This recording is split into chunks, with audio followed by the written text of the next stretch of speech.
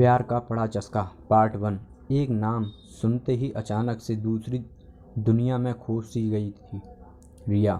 College की ज़िंदगी का आखिरी साल था और गर्मी की सुबह पेपर देने जाते वक्त पुराने दिनों की याद उसे हमेशा की तरह आ गई थी, जब वह किशोरावस्था की चौखट पर जाकर खड़ी ही थी।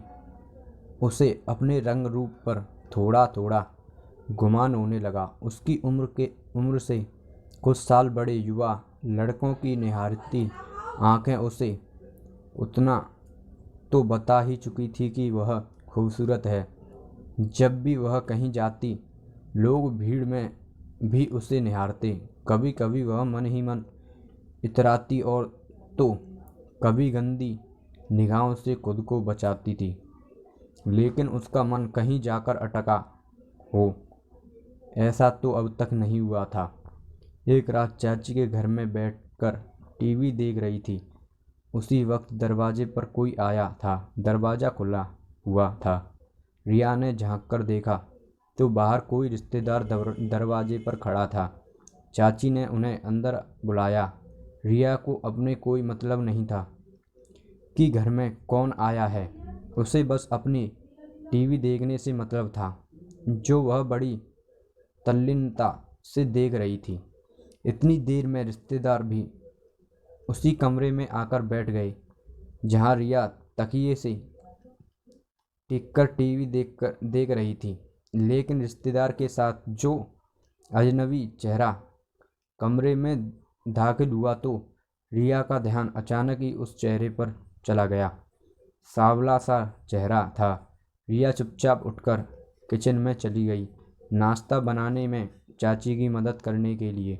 चाची पकौड़े का घोल तैयार कर पकौड़े तल रही थी।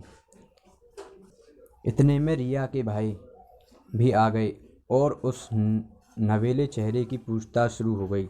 निशांत था नाम उसका और वह रिया के घर के पीछे सफ़ेद वाले घर में रहता था। लेकिन रिया के भैया के मुताबिक वह सफ़ेद घर तो किसी पुलिस वाले का था।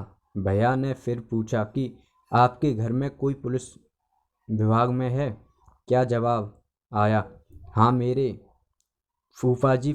भैया तो संतुष्ट हो गए, लेकिन एक कन्फ्यूजन जरूर हो गया। बातों का सिलसिला चल ही रहा था। इतने में रिया गरम गरम पकौड़े लेकर कमरे में आई। रिया ने जिद कर के बड़े प्यार से उन लोगों के पकौड़े खिलाए। नाश्ता तक चल ही रहा था कि रिया उठकर कमरे से बाहर जाने लगी। रास्ते में कुर्सियां रखी हुई थी, जिन्हें हटाते हुए निशांत ने रिया के लिए रास्ता बनाया। बस फिर क्या था, बाली उम्र पर लड़कों की इतनी शराफत का अक्सर जादू चल जाता है। सोच चल ही गया। अगली वीडियो आपको आगे मिलेगी, इसका पार्ट 2।